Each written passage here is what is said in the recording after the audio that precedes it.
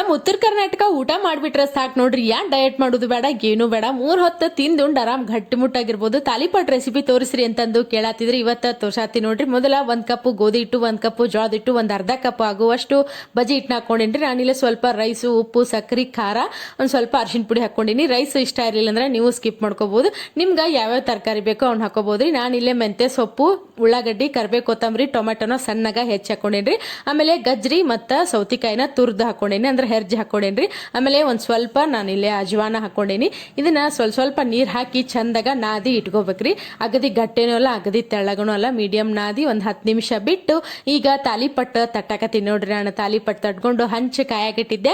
ಇದನ್ನ ಚಂದಾಗ ಎಣ್ಣೆ ಹಾಕಿ ಎರಡೂ ಕಡೆ ಬೇಯಿಸ್ಬಿಟ್ರೆ ನಮ್ಮ ಉತ್ತರ ಕರ್ನಾಟಕ ಸ್ಪೆಷಲ್ ಆ್ಯಂಡ್ ಹೆಲ್ದಿ ತಾಲಿಪಟ್ಟ ರೆಡಿ ಆಗ್ತಾವ ನೋಡ್ರಿ. ಇದಕ್ಕೆ ಬೆಸ್ಟ್ ಕಾಂಬಿನೇಷನ್ ಅಂದ್ರೆ ಶೇಂಗಾ ಚಟ್ನಿ ಜೊತೆಗೆ ಒಂದು ಸ್ವಲ್ಪ ತುಪ್ಪಾರ ಮೊಸರು ಹಾಕೊಂಡ್ ತಿಂದ್ರೆ ಭಾರಿ ಮಸ್ತ್ ಇರುತ್ತೆ.